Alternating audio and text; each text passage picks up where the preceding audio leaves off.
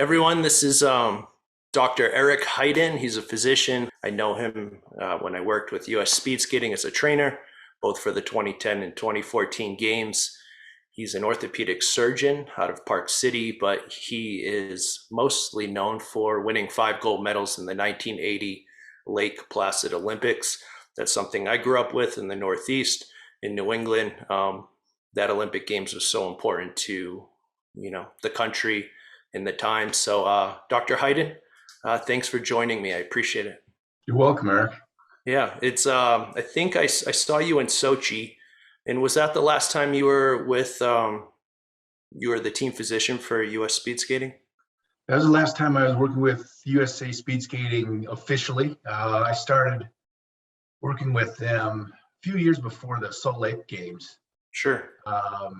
And then I was sort of officially the physician probably around the time of Torino, and then continued on through Sochi. And then after that, I turned the program over to the University of Utah and stepped away as official duties, but still do even now some consulting with the team if they got issues that they're kind of questioning, just because I've been around as both an athlete and as a physician with those guys for so long. Sure.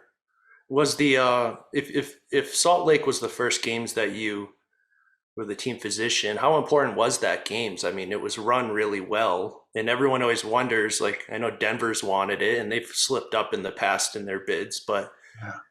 was that games run like really well? And obviously that's your community, so everyone was proud. It was the 2002 Olympics. Really, they did a good job in that they continued the legacy of the Olympic movement, and that was something that the IOC wanted and has continued to pursue.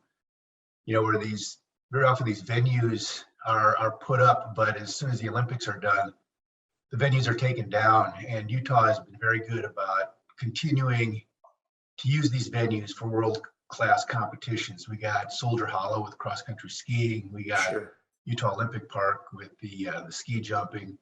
And then we have the Kearns Oval, which still is the fastest ice rink in the world. And a lot of the skaters still love coming out here when the conditions are right to set world records. And so that's something that the Utah community has really capitalized on. You look at some of these kids now who are participating in the upcoming Olympics. A lot of them are coming out of the Salt Lake, Park City area just because of the opportunities they still have within the community. Exactly, because there was Steve Holcomb with bobsled and Zach Lund and skeleton and speed skaters being around ovals, like you grew up outside of Casey Milwaukee. Dawson, yeah. Exactly. Yeah. I mean, just proximity. When we were in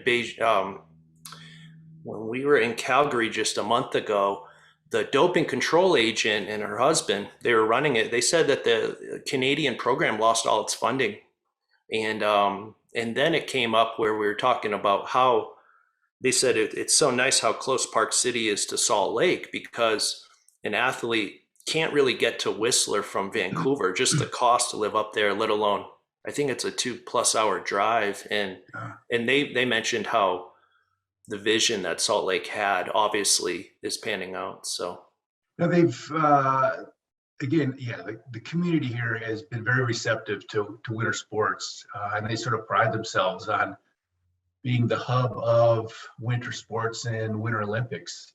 And Salt Lake it's convenient. It's an international airport. Park City is basically 30 minutes away. Utah Olympic Park, which is where the ski jump and the luge and bobsled is, they have put in some athlete housing. yeah, Because it's not cheap to live in this community. And so they were smart enough to put in some athlete housing where you could live at reasonable subsidized. cost. Yeah, well, I Yeah, wouldn't say subsidized, but it's cheaper than what most of the resorts are charging. No, I tell you, it's been fun because now you got these young kids looking up to these athletes that are coming through town, and yeah. it's a very healthy, athletic winter sports community. Do you think I think Calgary's fastest, man, in the world, and Salt Lake's the fastest on earth, right? They have that rivalry, and Big rivalry. Yeah, it's funny. And, Salt Lake seems to be truly the fastest. But when you were skating, did you really focus? I hear a lot about low pressure, wind resistance. Heard it more with long track than say with short track. Short track always talks about the ice a little bit more.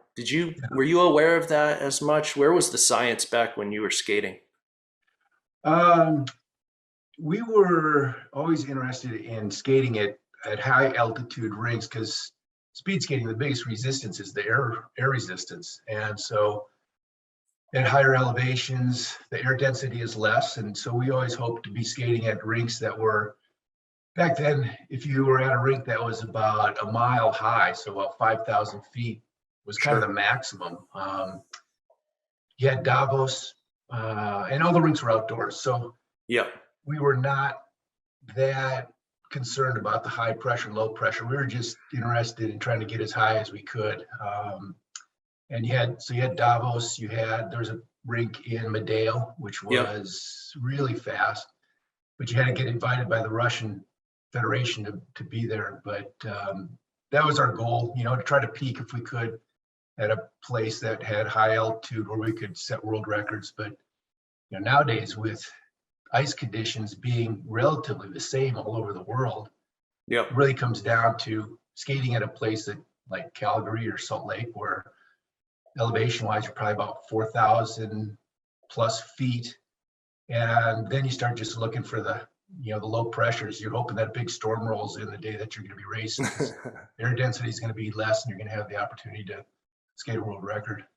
You were dealing with the elements, I assume, when you were skating. And I've asked uh, Ryan with the sprint team, the body type looks different. Obviously, you have a cycling background, but your legs are so big. Do you attribute that to just your physiology, your natural body, or you are actually having to fight through the elements more than the athletes now because they seem leaner? Yeah. Is that accurate, or is that just me seeing something that's not there? No, that's accurate. Back when I was skating, you were skating outdoors. And so wind, snow, those were things that you always had to contend with. And the body types of those skaters back then, I was sort of the typical. I Yeah. weighed 185 pounds. I was 6'1", and it allowed you to, get through some of those headwinds on the backstretch that you'd have to deal with. Nowadays, a lot of these guys, 185 pounds is on the heavy side. You Yeah. look at the Yep. skaters today, and it's just because there's really no wind that they have to deal with, and the speeds are so high. You Yep. generate a lot of G forces going through the turns, and so the lighter you can be, the better you are. But back in the day when I skated, it was good to be sort of big and powerful because you could get through those elements that you had to contend with. In Sochi, I started hearing a lot more of short track athletes going over to long track. Something about the turns, the corners, they could actually gain or maintain their speed better. Do you think that's accurate? No, I think that's that. No, I think that's true. And a skater that I was sort of one of my contemporaries was a guy named Gaetan Boucher, Yeah. who was very good at both indoor and outdoor, and he had exquisite turns. And even back when I skated, very often we spent the early fall and the late spring skating short track. Okay. So you really knew how to skate turns well, because a majority of short track is the turn. Yeah. Yeah. Um, but it's fun to see some of these short track skaters. Look at Shawnee Davis. He Yep. spent a lot of time skating short track. He was good at it, but he was much better at long track because of the time he spent on short track practicing turns. If they had the mass start back when you were skating, would you participate in it? I mean, because it's racing. It's not a time Yeah, trial. It's as a short track or inline inspiration. And short track is not a new sport. It's been around forever. It's just in the games, I think in '02 is when it came back or came back into yeah. focus. It was short track was an exhibition in '88 in Calgary. Okay. And I'm going to say short track started in North America. It was either Canada or the US, but it was an exhibition in Calgary. And I'm not sure when it became official. It could have been the next Olympics. Um, So what was it Yeah. that you asked me again? Uh, It's too early. oh, the mass start. Oh, the Well, mass start. first of all, I grew up in New England, and we were on ponds, and we would just, I bet I can beat you around the ice. So Yeah, I guess that's what I was thinking of short track, just that racing. And yeah. but the mass start, I mean, it's is that something you would have been interested in, or was your strength truly in controlling what you can control and just Yeah. executing? No, I would have enjoyed the mass start because growing up, we did a lot of pack style skating. That was really the biggest sport in speed skating in North America was mass start, Okay. or pack style. And I think it was in 1968, they finally had an Olympic oval in Milwaukee. Okay. So then you started to see more of the typical long track speed skating, but pack style was a big thing. So I grew up age group pack style skating and had to migrate away from that when I was about 16. But I think it would have been fun. That's Yeah. you learn the strategy. A lot of long track skaters don't really understand the strategy of pack style skating, and I think back then I probably would have been pretty competitive, as would have most of the North Americans, because they grew up with that and understood the strategy of drafting and Yeah. minimizing how much time you're spending at the front of the race. When you And were then with cycling, you kind of do the same thing. I have this vision. I know you went to the Olympics at 17 years old in 76, correct? Yeah. And is that why you started getting away from pack skating at 16, because you were focusing on long track? Or Yeah, no, that was sort of the natural progression. If you were good at the mass start, then you had the opportunity to try the international long track style skating. And once you do that, then you're spending a lot of time in Europe, and there's no pack style over there. Okay. And the good skaters would all migrate toward long track, 2 guys at a time trial type stuff. And I never went back to the pack style skating after that. And the Petit Center is located on top of the old rink, right? I mean, it's Pretty the much on same top. location. Yeah. Yeah. Yeah. They decided to cover it when, if you wanted to have an international competition, probably starting 20 years ago, you had to have a covered rink just so Yeah. that you could make it equal and give everybody the same opportunity. But no, we trained right there on that kind of that same plot of land, and it was a great facility. At that time, it was the only 400-meter track in North America. I lived about 75 miles away, but was willing, along with a bunch of other skaters in town, to make the drive every day. Okay. Go there to train because it was just consistent conditions. Awesome. Your sister skated. She obviously was excellent herself. And do you find that, I mean, now a lot of the short track and long track are coming from the south. They're coming from warm weather. From inline skating, yeah. Yeah. Yeah. They want to chase that Olympic opportunity, so they have out of it make a big commitment to try to skate long track. And I'm glad that they have that interest, because skating's a small sport, and it's nice to have some athletes coming from a different sport that can be very competitive. A lot of them really have a good understanding of how to train hard. Some of them have a good understanding of sort of the mass start mentality, which helps. I mean, you look at Joey Mantilla, he's world champion, I think, 2 times now at mass start. And a lot of that has to do from the strategy that he learned as a inline skater. But the inliners have really been probably the most successful skaters over the last at least probably decade, maybe 2 decades. Yeah. Since Chad, was Chad really the first one who broke on the scene? There's many other people, but he had such great success. Yeah, I would say the first one who really opened the eyes of the inline skaters that they had an opportunity to be a good long track skater was probably Casey Boudier. Okay. And I think he came out of Seattle. He now lives in the Boulder, Denver area. Mhm. But he came over, spent his time, figured it out, made it on the Olympic team, and that really opened the doors to the new inliners. I mean, you got, I think Apollo came up through inline. You got Yep. guys like Joey Cheek, you got Chad, you got Brittany, Yep. Heather. I mean, I could go on and on. I'm going to be missing a lot of guys. Yeah. But Casey was really the first one who made that transition. And those guys have really done well. I mean, gosh, they've won a lot of medals. Yeah, I think like Brittany Bowe, she said, you know, I believe it's accurate. She watched Chad in the games and then said, "Oh, I have interest in this." So Yeah. winning helps gain interest, proximity to training facilities. The Dutch have just kind of murdered the field for a long time, and then they've done well recently in short track. And I mean, did they just have such a large pool of skaters, and they have the support of the system? We have a heck of a lot more athletes in the country, Yeah. but it's hard getting those, because where I grew up, it was all hockey. Like, we never saw speed skating, short track, long Yeah. track. You know, it was hockey. And why are the Dutch so good? Well, a lot of it has to do with tradition and heritage.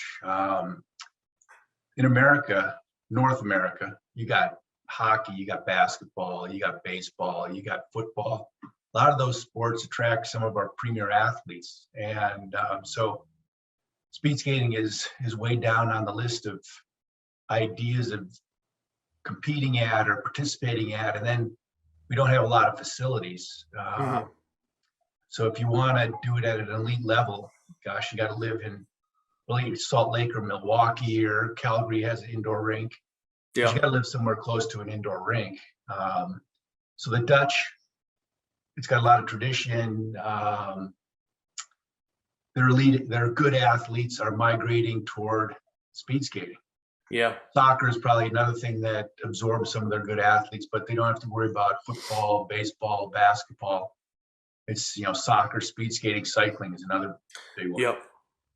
And then Yeah. they have rinks. I don't think there's probably 50 miles between two indoor rinks in Holland. You know, they are everywhere. Okay. So the opportunities exist to have good national teams, just because the quality of their athletes is very good, and then the ability to get to good facilities exists, and it's not that big of a drive. When I was skating, you had that rink in Milwaukee, but that was 75 miles, and so every day Still you a jump in haul. it's a haul. Yeah. Every day it's an hour in the car, hour and a half in the car going, and it's another hour and a half coming back.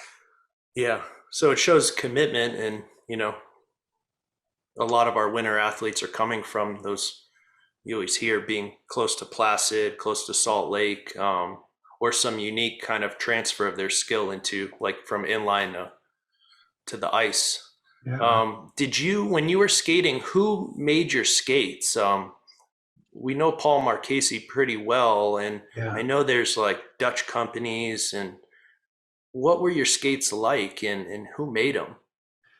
Back then there were really three skate companies.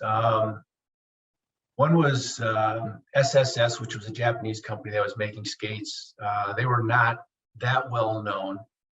You had Ving coming out of Norway, and then Okay. Viking probably was the leaders, and they still make skates now. And they're still around. They have a lot Yeah. of the Dutch skaters, I Yeah. think, sponsored. So I used Viking skates. They were not custom made like they are today. You know, you went to the Viking skate company and you pulled off some boxes of skates that were your size, tried on a couple pair, you looked at the blades and you said, okay, this is what I'm going to use for this year. Nowadays, gosh, those things are all custom made, carbon fiber. The old skates were nothing more than kind of a track shoe on top of a blade. Was it fixed? Did it have the clap They were mechanism? fixed. Yeah. They were fixed.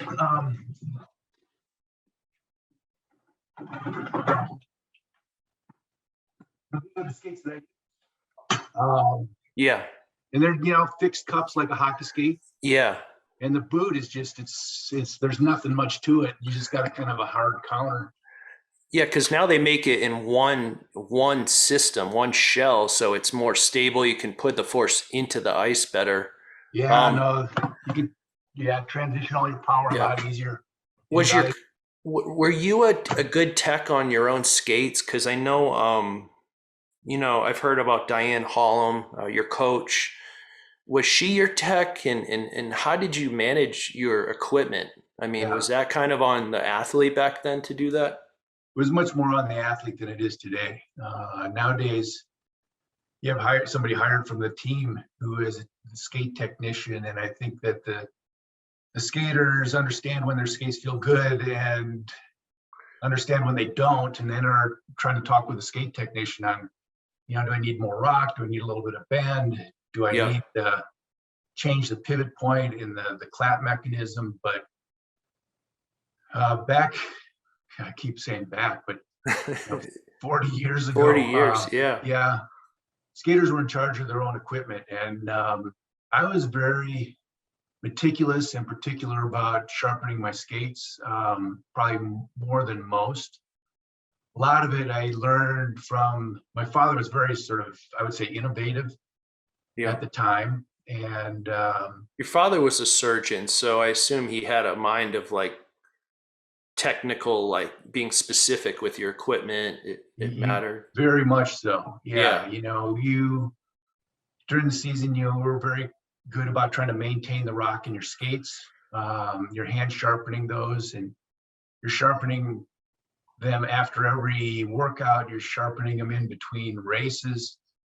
It would take you, or at least it would take me, about 45 minutes to sharpen my skates each time I did it. And Yeah. I was very good at trying to make that blade as fast as possible, make sure that there were no burrs on the blade. Yeah. So we used sort of the typical, I think they're probably still around, bare stones, where you'd start with a very rough stone so that you could get down to sort of a good blade again, good foundation, and then you'd slowly start working with finer and finer stones. And in the end, we were using jeweler's rouge on a glass plate. Interesting. And those bottom of those skates were basically shined like a mirror. Because any little nick in that blade is going to slow you down a little bit. So you wanted to make sure that those were as fast as possible. Yeah, you'll see athletes looking to see if there's any burr, because you think the ice is clean, number one, and it's not always clean. There could always be something, but we heard that now that the blades come with a bend already in it, and the rock, and a lot of the sharpening now has like templates, and just in 10 years, Stephen Goff was telling us there's been a change already just with short track skates. So yeah, the bend in a blade was something that we never wanted. yeah, we wanted those things as straight as possible. The rock was something that you could play with when you sharpen your skates. But nowadays they have machines that will grind your blades to certain rocks and certain radiuses and that kind of thing. So they can be very precise and consistent. okay. But it's funny that they started putting bend in blades, and that was something you never want to have a bend in your blade. When I was racing, it was, if they had a bend in it, you tried to get that thing as straight as you could, and sometimes you'd have to exchange blades. But a bend was something that came on long after I was done. I mean, they wouldn't introduce it if it didn't have results right now. And when you hear of like equipment having a bend when you're technically trying to go forward, the force is on the kinetic chain, the ankle, the knee, the hip. Did you not want the bend just because it would affect your speed, or it made no sense for your technique? I mean, the thought was it would limit your speed, because you're putting down a big long blade on ice, and with a bend, that's not going to glide as well as it would if it was nice and straight. But yeah, nowadays, with the speeds those guys attain, having that bend in the blade really helps them get around the rink, and allows them to really, especially on the turns, sure. it allows them to really maintain power into the ice as they go around the turns. I see you have some little trophies up there, and I'm wondering if one of them is the Oscar Mathisen Award, because I know you won Oh, that. They give you like little, little statues, and I think you won it 4 times. Brittany and Shawnee have won it a couple times. That's the most outstanding speed skater, I believe. yeah, Was that the biggest award back then, other than the Olympics or World Championships? I'm sure. yeah. No, I don't have it here. It's at my parents' house. They, when you think about success, there's a lot of people that are part of your um, history, and my parents were a big part of that in the Yeah, sport that they had. So they yeah, have that at their home. But yeah, I won that thing 4 years in a row. yeah, I think it was probably 1977, 78, 79, and 80. And that's, yeah, it's the MVP for speed skating. And there are a lot of very big names on that. And it's nice to sort of, understand that you have had the opportunity to sort of ride on the shoulders of some of these great skaters before you. yeah. You mentioned your parents, and I can express how proud knowing you as little as I do, but um, we're all proud of you. Do you have to manage that, where whether it's your friends, your family? I mean, every interaction must be people bring up the 1980 Olympics, and you're a very humble person. It's known that you don't like seek out attention, and what does that mean to you to have everyone just kind of they look at you with this kind of look? I'm sure that's you're more than just skating. I know that, in the Yeah. time I've spent with you, you're a lot more than just skating. But how does that feel? Your parents, your family, and then the greater fan base? Yeah, no, it's I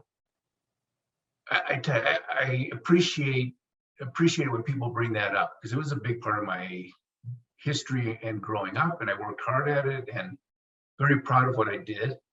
Um, it has allowed me to open doors and pursue opportunities that I probably would have had it not been as successful in the Winter Olympics. When I think about the opportunities to race bicycles with Yep. the 7-Eleven team, Hmm. the opportunities to have a great education at Stanford as an undergrad and a medical student. So it's I'm going to say that I have used that success to for other opportunities, but you're right. Sometimes it can be a little overwhelming when people Yeah. keep bringing it up.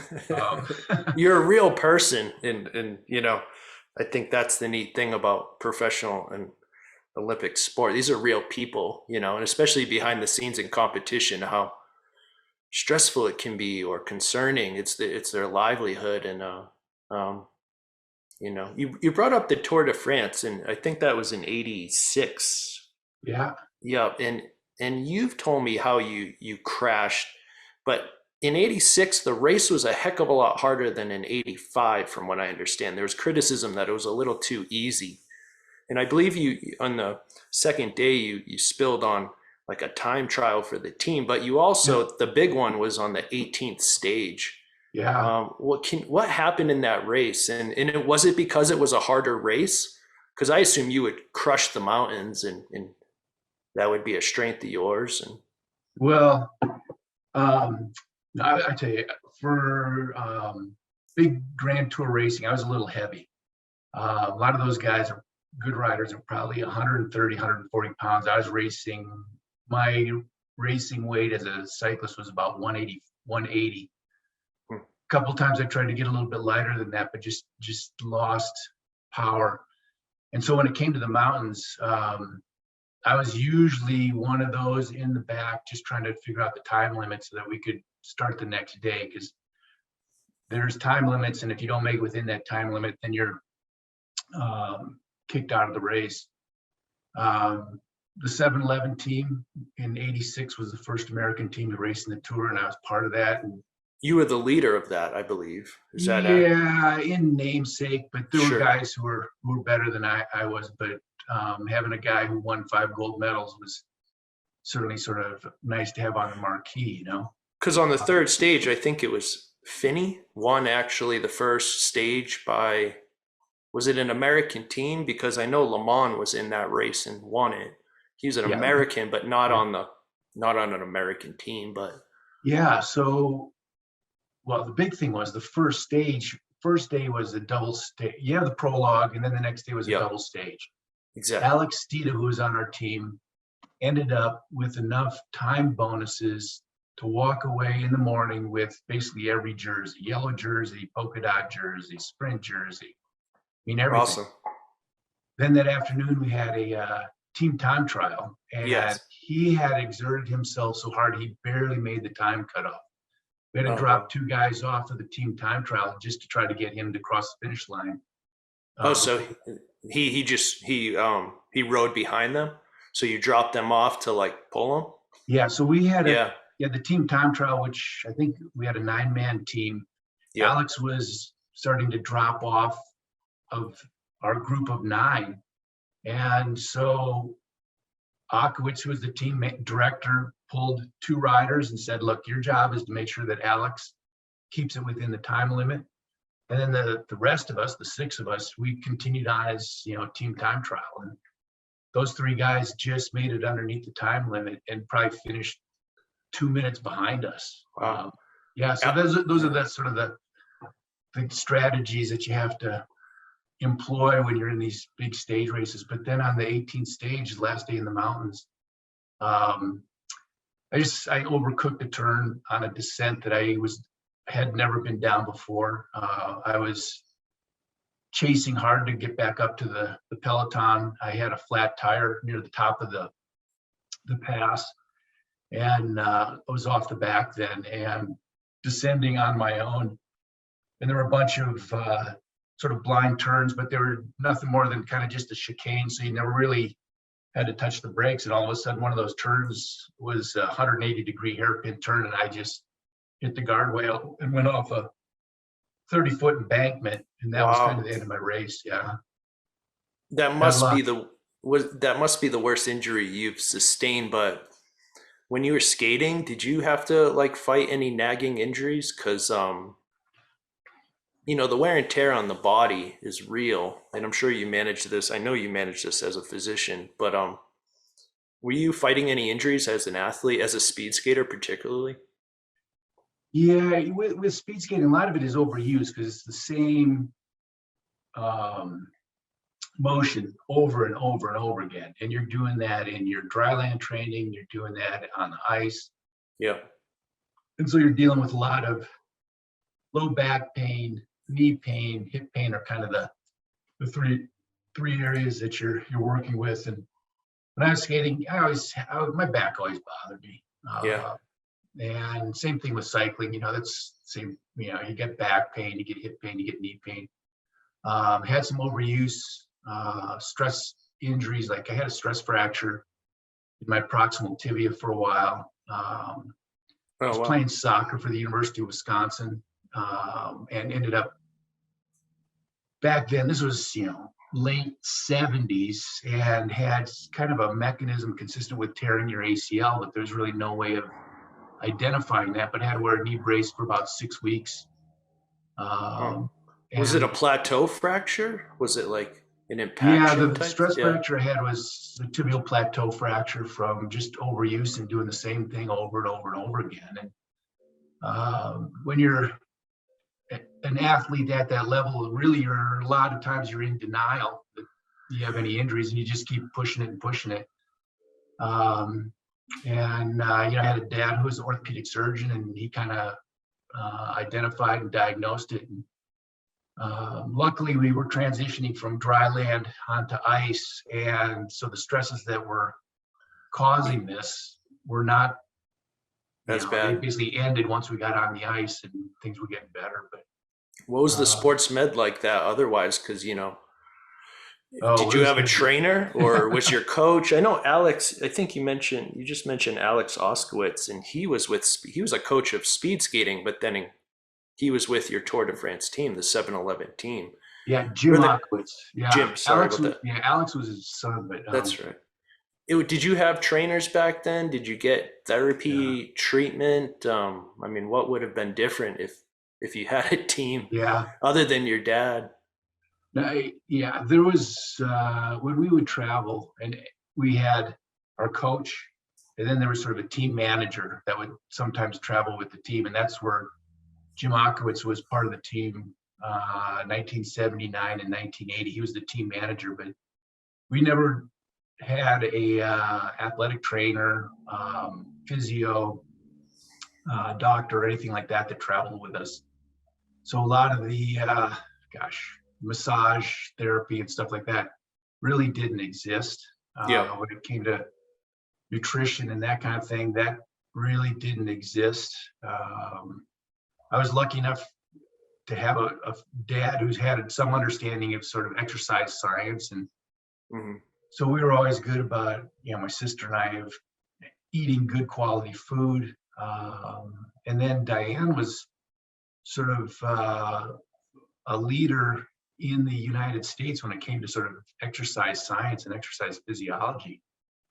And she talked a lot with the physiologists at the University of Wisconsin where she was going to school, and learned a lot from those guys and understood the idea of aerobic strength, anaerobic strength. And so a lot of our workouts were designed around the qualities that you needed for the specific distances that we were participating in. And I think that was one of the reasons why she was so successful as a coach, is she relied on good science along with experience when it came to coaching her athletes.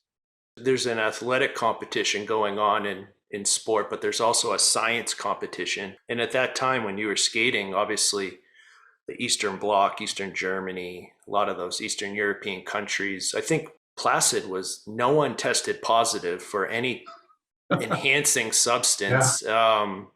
It's just surprising, and a lot of the strength and conditioning, the periodization, the sports physiology that people use today. Obviously, a lot of it's American, but a lot of it comes from older Yeah, Eastern European, like yeah, especially like strength and conditioning, the weightlifting principles of whether it's Bulgaria or Russia or Germany. There's a competition going on in science, in healing as well, in sports medicine with trainers and yeah. uh, No, but again, back then, um, when it came to sports performance and doping and that kind of stuff, a lot of that stuff was coming out of Eastern Europe, and the drugs of choice back then were basically amphetamine type medications, and mhm. then anabolic steroids.